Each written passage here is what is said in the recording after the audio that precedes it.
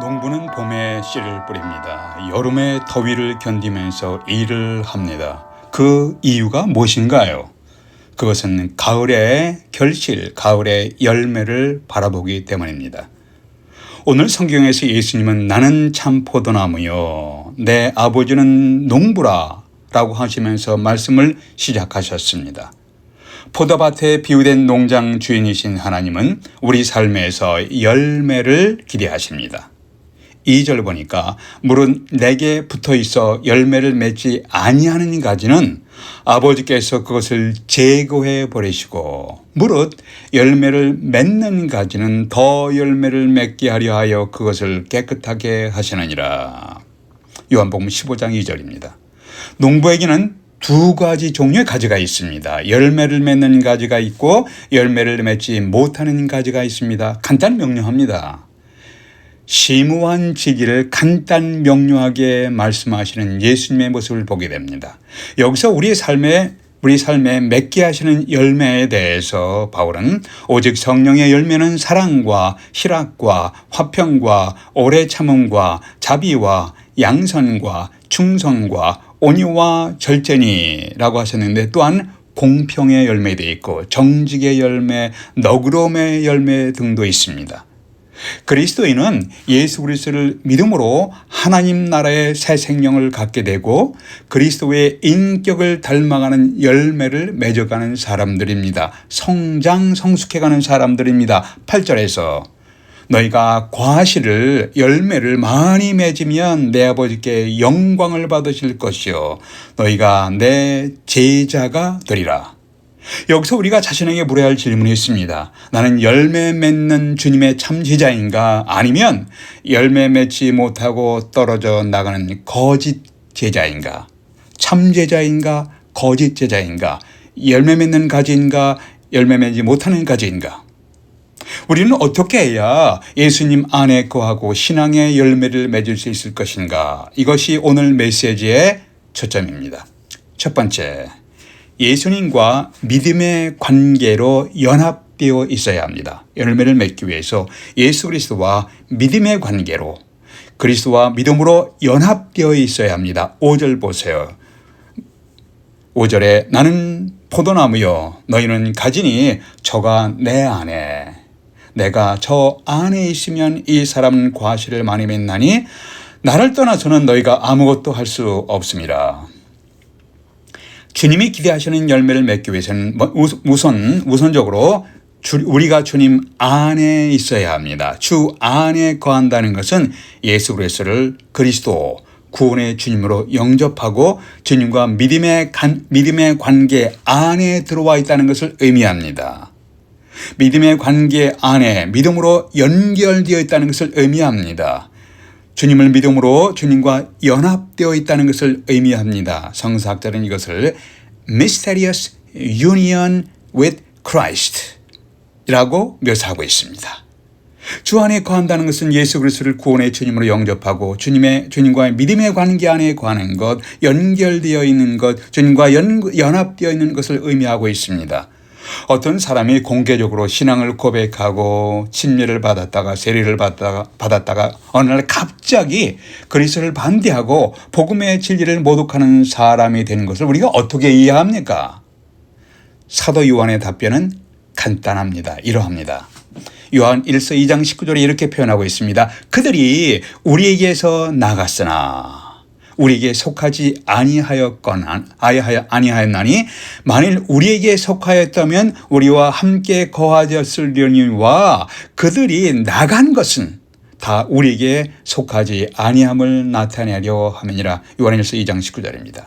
한때는 침례도 받고 세례도 받고 공개적으로 신앙인이라고 고백하였다가 신앙을 떠나 그리스도를 모독하고 주님과의 교제가 완전히 단절되고 방탕한 생활을 하는 것은 그가 진실한 신앙인이 아니었다는 것을 나타낸다는 의미예요. 그리스도인들은 늘 주 안에 완전하게 생명력 있는 생활을 하는 사람은 물론 아닙니다. 완전하지 않습니다. 진실한 그리스도인들도 넘어집니다. 때로는 방황합니다. 좌절할 때가 있습니다. 절망할 때가 있습니다. 그러나 진실로 회개하고 거듭난 그리스도인들은 방황하면서도 주님의 사랑을 그리워합니다. 주님의 품을 그리워합니다. 내가 이러면 안 되는데 언젠가 주님께로 돌아가야지라고 생각하면서 예수 그리스도를 바라보려고 애쓰는 사람들입니다.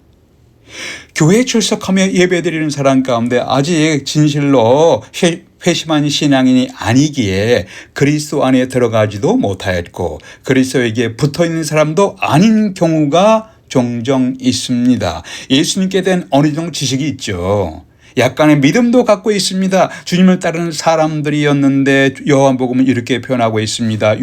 요한복음 2장 23절 25절에서 6월절에 예수께서 예루살렘에 계시니 많은 사람이 그의 행하시는 표적을 보고 예수께서 행하시는 표적을 보고 그의 이름 예수님의 이름을 믿었으나 예수는 그의 몸을 그들에게 의탁하지 아니하셨으니 이는 친히 모든 사람을 아심이요 또 사람에 대하여 누구의 증언도 받으실 필요가 없었으니 이는 그가 예수께서 친히 사람의 속에 있는 것을 아셨음이니라. 여기서 친히 모든 사람을 아신다. 친히 사람의 속에 있는 것을 아셨음이니라고 반복해서 주님이 아신다는 설명이 반복되는 것을 주목하십시오. 이것은 주님의 표적 사건을 보고 주님을 믿었지만 필요에 따라서 믿습니다 하면서 믿었지만 진짜로 진실하게 예수 그리스도를 메시아로 구원의 주님으로 믿지 아니한 것을 아셨습니다. 이들은 놀라운 치료도 받았습니다. 각종 기적도 경험했습니다. 그러면서 주님을 따르지만 진실로 예수님을 메시아 그리스도 구원의 주님으로 믿지 아니한 것을 주님이 아셨습니다. 이들은 주님의 제자들과 주님의 제자들과 교제까지 했지만 진실로 예수님을 메시아로 구원의 주님으로 그리스도로 믿는 제자들이 아닌 것을 주님이 아셨습니다. 정확하게 누가 진실로 예수 그리스도를 믿고 거듭난 진실한 그리스도인가는 주님만 아십니다. 우린 잘 몰라요. 그런데 우리는 사람들의 신앙 고백과 삶을 보며 행동을 보며 열매를 보며 나타나는 모습을 보면서 어느 정도 짐작할 뿐입니다. 바울은 고린도후서 13장 5절에서 너희가 믿음 안에 있는가 너희 자신을 시험하고 너희 자신을 확정하라. 예수 그리스도께서 너희 안에 계신 줄을 너희가 스스로 알지 못하느냐. 그렇지 아니면 너희는 버림받은 자니라. 나는 정기적으로 내가 그리스도를 믿는 믿음 안에 거하고 있는지 점검하고 있는가 자문해 보십시오. 확인해 보세요. 우리는 어떻게 해야 참 포도나무이신 예수님 안에 거하고 신앙의 열매를 맺으며 살아갈 수 있는가? 첫 번째, 예수 그리스도와 믿음의 관계로 믿음으로 연합되어 있는지 우리는 연결되어 있고 믿음으로 예수님과 연합되어 있어야 합니다. 두 번째, 예수 그리스도와 긴밀한 연합된 관계를 유지해야 합니다. 긴밀히 연합된 관계를 유지하며 살아가야 합니다. 여기서 이제 내 안 15장에서 요한복음 15장에서 내 안에 거하라. 이 말이 반복돼요. Remain in me, abide in me. 내 안에 거하라. 거한다는 단어가 15장에서 수없이 반복됩니다. 이 의미는 지속적으로 긴밀하게 생명력 있는 관계를 유지한다는 것이에요. 오늘은 예수님을 믿습니다 하다가 내일은 멀어지는 떠나가 버리는 관계가 아니라 계속해서 주님과 생명력 있는 관계에 머물러 있는 모습입니다. Remain in me, abide in me. 내 안에 거하라. 그런 모습이에요. 그러면 어떻게 주님과 긴밀히 생명력 있는 연합된 관계를 유지할 수 있는가요?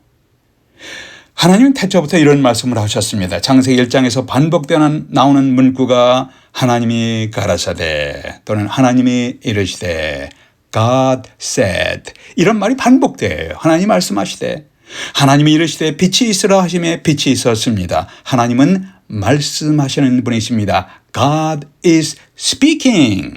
하나님 말씀하시는 분이십니다. 하나님은 아담에게 말씀하셨습니다. 노아에게 말씀하셨습니다. 아브라함에게 말씀하셨습니다. 모세에게 말씀하셨습니다. 많은 선지자들을 통해서 말씀하셨습니다. 신약 성경도 계속 말씀하고 있는데 요한복음 1장 1절 보세요. 태초에 말씀이 계시니라. 이 말씀이 하나님과 함께 계셨으니 이 말씀은 곧 하나님이시니라. 하나님의 말씀 곧 하나님이신지라 14절 보세요. 요한복음 1장 14절에서 하나님의 말씀이 육신이 되어 우리 가운데 거하심에 우리가 그의 영광을 보니 아버지 독생자의 영광이요 은혜와 진리가 충만하더라. 하나님의 말씀이 육신을 입었다는 것은 사람이 되셨다는 의미예요. 하나님의 말씀이 사람이 되셨습니다. 이렇게 하나님의 말씀이 사람이 되고 은혜와 진리가 충만하시던 분이 누구이십니까? 자명합니다. 예수 그리스도이십니다. 1장 17절은 말씀하기를 은혜와 진리는 예수 그리스도로 말미암아 온 것이라. 예수 그리스도께서 말씀하셨다는 것은 하나님이 말씀하셨다는 겁니다. 예수께서 치료가 불가능하다고 알려진 문둥병을 치료하셨다는 것은 하나님이 치료하신 것이에요. 예수께서 죽은 나사로에게 생명을 불어넣어 살리셨다는 것은 하나님이 살리셨다는 것입니다. 복음서에서 예수님은 늘 말씀하시는 분이십니다. Jesus is speaking. 하나님 나라의 진리를 말씀하셨습니다. 바울 서신 같은 서신들은 그 예수님의 말씀이 현재 우리의 삶의 상황, 우리의 삶의 현장에 어떤 의미가 있는지를 기록해 놓은 서신들입니다. 하나님이 오늘날 우리에게 말씀하시는 주요 통로가 있습니다. 그것은 성경입니다. 성령께서 성경을 통해서 우리에게 감동을 주시고 말씀하십니다.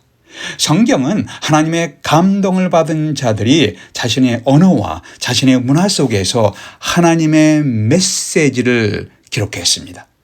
오늘날 성경을 거절하는 것은 하나님을 거절하는 것입니다. 성경이 하나님을 거절한 사람들의 결과는 방황입니다. 성경이 하나님을 거절한 사람들의 결과는 혼돈입니다. 결국 참혹한 비극입니다. 이것이 성경의 역사를 통해서 분명하게 보여주며 반복해서 나타나고 있습니다.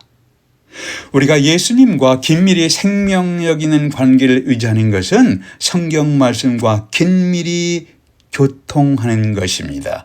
성경에 계신 하나님의 진리를 즐거워합니다. 그 진리를 묵상합니다. 현재의 삶에 그 진리를 추구하며 그 말씀의 의미를 생각하며 살아가는 삶입니다. 이것이 주님과 긴밀히 동행하며 교제하는 삶의 모습입니다. 그렇게 생명력 있는 긴밀하게 연합된 관계가 아니면 열매를 맺지 못하는 경우를 성경을 통해서 볼 수가 있습니다. 사도행전 5장에 보시면 아나니아와 삽비라가 나옵니다. 아나니아와 삽비라는 예수 그리스도를 믿고 세례받고 침례받은 자들입니다. 이미 믿은 사람들입니다. 신앙 공동체 속에 그리스도인과 친밀한 교제를 나누었던 부부였습니다. 그러나 사람들의 인정과 칭찬을 받으려고 의도적으로 성령 하나님을 속였습니다. 자신이 하나님을 속이려 하는 것을 회개하고 돌이킬 기회가 있었지만 끝까지 의도적으로 속이려 하였기 때문에 죽임을 당하는 비극의 부부가 되었습니다. 이 부부는 하나님이 기뻐하시는 열매를 맺지 못했습니다. 고린도 교인들이 주님의 성만찬에 참여하면서 합당하지 못한 방법으로 주님의 떡과 잔을 먹는 자들도 있었습니다.